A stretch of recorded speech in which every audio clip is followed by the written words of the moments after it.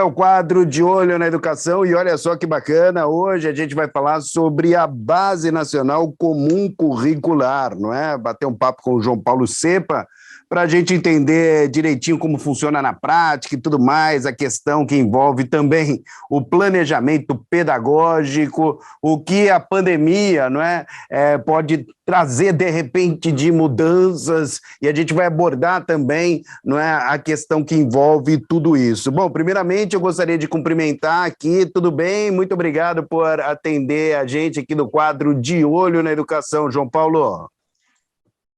Olá, bom, quero saudar a todos também, a todas e todos, dizer que é uma satisfação poder estar aqui falando sobre educação, poder falar sobre BNCC, que é um tema super importante. Bom, primeiramente explica para a gente, então, pessoal que está em casa, gostaria de entender direitinho, não é, o que significa, o que propõe, enfim, por favor, João Paulo. Bom, a gente está falando de um instrumento super importante, né? A gente está falando da Base Nacional Comum Curricular, que, de maneira, acho que bem objetiva, ela é um documento de âmbito nacional que define, de norte a sul do Brasil, quais são as aprendizagens mais importantes que qualquer estudante, né, precisa desenvolver ao longo da educação básica, ao longo do seu percurso formativo. É um documento que foi homologado em 2017, no final de 2017, pelo Conselho Nacional de Educação, é fruto de uma longa discussão de estados, municípios, professores,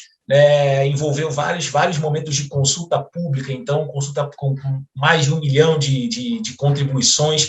Acho que é uma conquista importante, né, para a educação brasileira, já que materializa muitas das premissas da educação que são trazidas pela Constituição, pela LDB, que é a Lei de Diretrizes e Bases da Educação Brasileira, mas, especialmente, é um documento que coloca a aprendizagem como um direito, né, para cada estudante do Brasil, desde as crianças pequenas, lá na educação infantil, até os estudantes, né, do ensino médio. Então, acho que vale lembrar, então, que a BNCC ele é um documento que olha para a qualidade da educação, para os parâmetros de aprendizagem, né, que vão ajudar os estados, os municípios, e acho que é um bom indutor também de equidade, e é uma ferramenta importante que a gente espera que, para os próximos anos, possa também ajudar a combater a desigualdade educacional. É como se fosse um grande roteiro, não é, João Paulo, aí para as escolas, enfim, não é, secretarias, governos, não é isso? Isso, André. Na verdade, a base ela é a referência, né, de quais são as aprendizagens essenciais que precisam estar contidas nos currículos dos estudantes nas redes públicas e privadas de ensino. Então, a Base Nacional Comum Curricular ele é o indutor da construção dos currículos, que aí sim, né, vão trazer para cada estudante da rede pública e privada quais são essas aprendizagens essenciais. Então, ele é uma referência obrigatória. E, de fato, desde 2018, os estados e municípios no Brasil têm passado por esse processo de readequação de seus currículos, da redefinição de quais são, né, as habilidades, os conteúdos, os objetos de conhecimento com base, né, nessa referência nacional. Então, isso de alguma maneira garante, né, uma unidade daquilo que é essencial que cada estudante aprenda na educação básica. É importante, né, João Paulo, que a gente diga que o que deve ser, na verdade, né, reformulado anualmente são as diretrizes escolares, né, que precisam ser sempre, né, adequadas à base. Exato.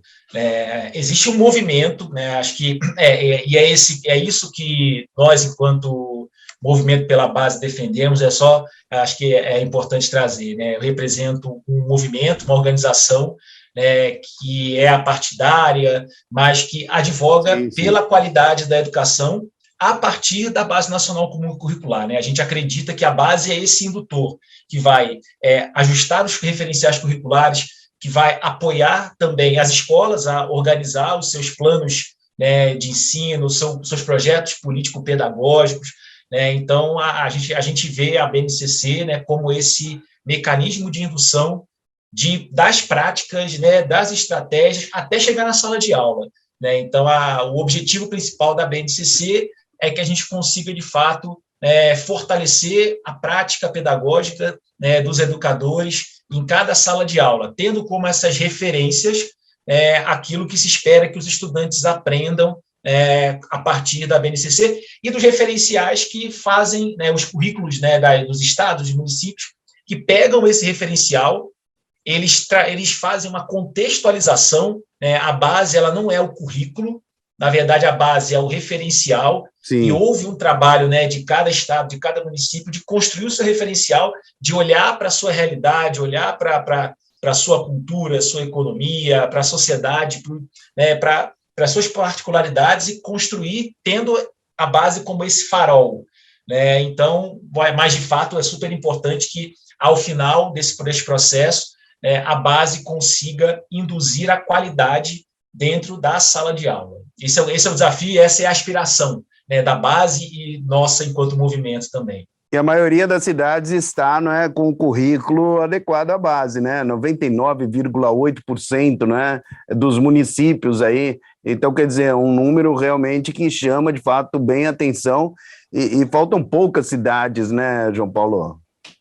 Exatamente, né? A gente tem 99,7%, 5.554 municípios que já têm seus referenciais de educação infantil e ensino fundamental adequados à Base Nacional Comum Curricular. Para o ensino médio, hoje a gente tem 100% das redes estaduais com referencial curricular alinhado à base. Isso é um dado recente também do nosso observatório do Movimento pela Base, onde a gente acompanha e monitora, né, o andamento dessas políticas estratégicas indutoras nacionais. Isso é muito promissor na medida em que mostra o quanto que os estados e os municípios estão se engajando para que, de fato, essa base, né, a partir dos referenciais, chegue na sala de aula. Bom, e qual a importância da base assim no planejamento pedagógico, tanto para pais, alunos, professores? Eu acho que, André, o primeiro ponto e o ponto essencial é que a base dá nitidez, né, torna explícito o que cada criança precisa aprender. Boa. Então, acho que isso é o ponto mais importante. Isso acho que a base corrige uma distorção muito importante da trajetória escolar das crianças.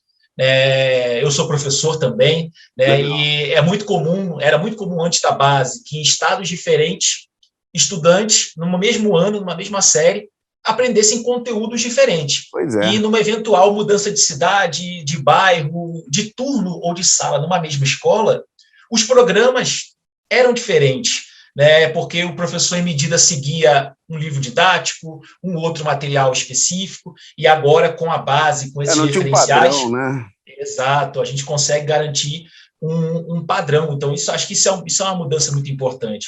Por outro lado, a gente tem um outro impacto para o estudante, é que a base induz os currículos a não olhar apenas para as questões cognitivas, né? A gente sabe o quanto que é importante aprender a matemática, a língua portuguesa, a história, a geografia, mas a gente precisa de um currículo que prepare o estudante para a vida, né? A gente precisa que esses conhecimentos se articulem com situações reais, com problemas e aí para isso a gente precisa desenvolver outras coisas. A gente precisa olhar para esse estudante do que a gente chama de educação integral. Então, é importante que esses estudantes, né, consigam absorver esses conhecimentos e usem isso de outras formas. Então, é importante. E aí ele só vai conseguir isso se ele desenvolver pensamento crítico, se ele desenvolver cultura digital, que é super importante durante a pandemia, né, é um grande desafio. A gente vive um mundo digital e para um estudante conhecer as ferramentas, interagir com essas ferramentas, né, e relacionar os conhecimentos escolares com isso é super importante.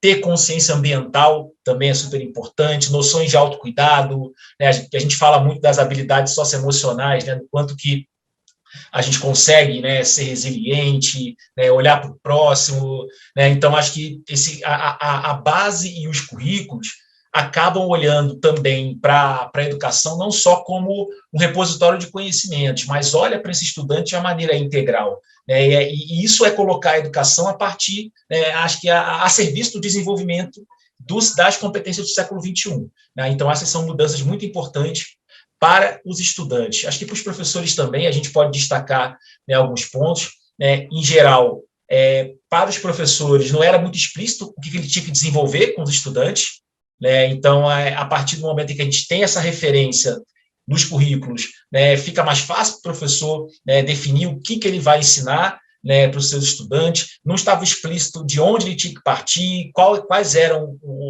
os objetivos de aprendizagem, especialmente na alfabetização, que é uma etapa super importante. Sem dúvida. Então acho que a gente consegue, a partir da Base Nacional, dos referenciais, construir bons marcos de desenvolvimento de aprendizagem para os nossos estudantes. Eles estão explícitos e inclusive, são indutores também do trabalho na sala de aula, devem ser os indutores, né, do trabalho na sala de aula. Bom, João Paulo, sobre, não é, o movimento pela base que tem desde 2013, não é? Você está representando aqui o movimento, dando entrevista para a gente, gerente, não é? Gostaria que você falasse um pouco mais sobre o movimento, para o pessoal que está em casa acompanhando, tem interesse de conhecer melhor. Por favor, João Paulo. Então, o Movimento pela Base, né, como eu já disse, é uma organização apartidária, uma organização que tem um papel super importante de promover o bom debate sobre a qualidade da educação brasileira. Nós trabalhamos a partir de duas causas que nós consideramos muito importantes para a educação brasileira. Uma é a base, que é o objeto da nossa conversa aqui, e a outra é o novo ensino médio, né, que, em medida, também acreditamos que é uma política, né, que no médio e no longo prazo vai ser capaz de combater questões como a evasão, né, a repetência, o abandono, a necessidade de construir um ensino médio que seja mais relevante, né, para esse público específico do ensino médio, que é um público, né, que está muito conectado já com as aspirações ao mundo do trabalho, está muito próximo do ensino superior. Então, a gente acredita que o ensino médio é uma etapa que vem passando por transformações importantes. O Movimento pela Base também é uma organização que faz um trabalho de acompanhamento e monitoramento da implementação dessas políticas da Base Nacional e do novo ensino médio, né? E eu convido, inclusive, vocês a conhecerem o Observatório do Movimento pela Base, né, que é justamente, né, o portal onde a gente, né, consolida esses dados de monitoramento, traz boas práticas, análises técnicas sobre a implementação da base do ensino médio. Quem quiser conhecer, o site é o observatório.movimentopelabase.org.br. Ali vocês conseguem conhecer, um pouco do nosso trabalho, o quanto que a gente tem, andado e conversado com o Brasil inteiro para entender, o tamanho do desafio, da implementação dessas políticas. Fala de novo, por favor, repita para a gente o endereço. observatório.movimentopelabase.org.br. Bom, como implementar a base na escola, João Paulo? A implementação da base na escola é um trabalho que não é somente da escola. A gente precisa, acho que isso é importante. Importante demais. Acho que a gente vive um momento, acho que a pandemia mostrou para a gente o quanto que era importante a gente ter um olhar sistêmico para a educação. E acho que alguns pontos são muito importantes para a gente ter uma implementação efetiva nas escolas. Acho que a Secretaria de Educação tem um papel muito importante nesse processo. A Secretaria de Educação, ela é indutora de várias políticas de apoio à escola. De fato, é importante que os gestores escolares, os professores conheçam os referenciais curriculares alinhados à base, mas é mais importante ainda que as secretarias de educação apoiem os professores e os gestores a conhecer e a aplicar esses referenciais curriculares. Então, é importante, por exemplo, que os materiais didáticos que chegam aos estudantes dialoguem com o currículo, com essas aprendizagens esperadas, que as formações de professores dialoguem com a base, com o currículo, que apoiem os professores nas práticas pedagógicas, nas estratégias didáticas. É importante que a secretaria ajude as escolas no acompanhamento e no monitoramento do quanto que os alunos aprendem ou não aprendem. Então, fazer esse acompanhamento é papel da escola, mas é papel também da Secretaria de Educação. Então, acho que a secretaria tem um papel importante a partir da base de construir uma lógica de coerência das políticas para que isso chegue bem redondinho para os professores, para que eles estejam instrumentalizados e possam potencializar práticas incríveis que elas já desenvolvem nas escolas. Mas a gente entende também que a base traz novos desafios para a prática dos professores, como a gente já falou aqui no início, né, e é super importante que isso aconteça com o apoio da Secretaria de Educação. Bom, João Paulo, para a gente finalizar, então, a entrevista muito bacana, muito esclarecedora aqui, falando deste assunto tão importante, gostaria que você falasse aí a respeito da pandemia, os impactos, a relação com a base, enfim, acho que isso é legal a gente falar também, João Paulo. Isso, André, acho que isso é super importante, porque, em primeiro lugar, a pandemia, ela interrompeu um processo de implementação desses referenciais, e a gente pode dizer que, nos 2 últimos anos, o principal desafio da educação era garantir que os estudantes continuassem aprendendo no modelo remoto, que foi um modelo muito desafiador para a educação no Brasil e também no mundo. Então, acho que a pandemia ela traz um desafio de uma ampliação das lacunas de aprendizagem, não só no Brasil, mas no mundo inteiro. O que as pesquisas têm mostrado é que muitos estudantes não conseguiram consolidar suas habilidades de leitura e de escrita. Alguns estudos, por exemplo, um estudo feito em 2020 ou 2021, a partir dos dados do SARESP, que é a avaliação do Sistema de Educação de São Paulo, mostrou que muitos estudantes retrocederam nos seus níveis de aprendizagem. Então, existe um grande desafio de retomada da aprendizagem, e a base é um instrumento importante, e a base mostra para a gente, de maneira muito nítida, o que os alunos precisam aprender, o que é essencial, o que é importante, e é aí que precisa estar focalizado o esforço dos sistemas de ensino, dos professores, e eu acho que existe um cenário positivo para que haja essa mudança de prática.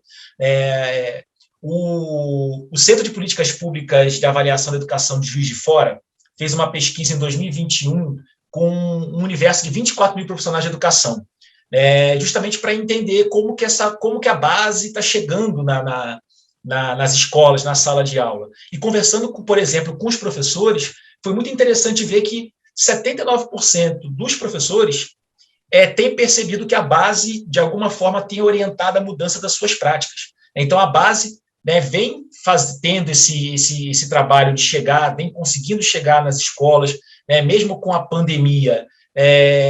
Muitos professores enxergaram a base como um instrumento útil para o seu planejamento pedagógico, e aí a gente tem um outro estudo que foi feito pela Fundação Lehman, via Datafolha, apoiado também pelo Movimento pela Base, dados que foram sistematizados pelo laboratório do LEPES de São Paulo, de Economia Social, que mostrou que mais de 50% dos professores, mesmo durante a pandemia, viram a Base Nacional Comum Curricular como um instrumento importante para o seu planejamento, para o seu trabalho pedagógico.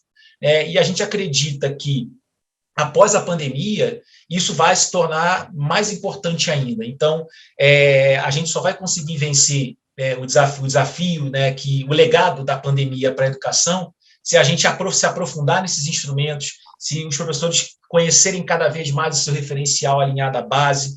Acho que vai ser muito importante um trabalho conjunto de entender o que os nossos estudantes não aprenderam e como a gente vira esse jogo. E a gente tem a base justamente para ser o nosso referencial de qualidade, avaliar os alunos em relação a essas aprendizagens que não foram consolidadas, formar os professores para que eles possam trabalhar isso em sala de aula e monitorar e acompanhar o avanço da aprendizagem, não só em 2022, André, mas também em 2023, 2024, porque a gente entende que o trabalho de recomposição de aprendizagens é um trabalho de médio e de longo prazo e que a gente não resolve em um ano. A gente vai precisar colocar muito esforço nisso daqui para frente.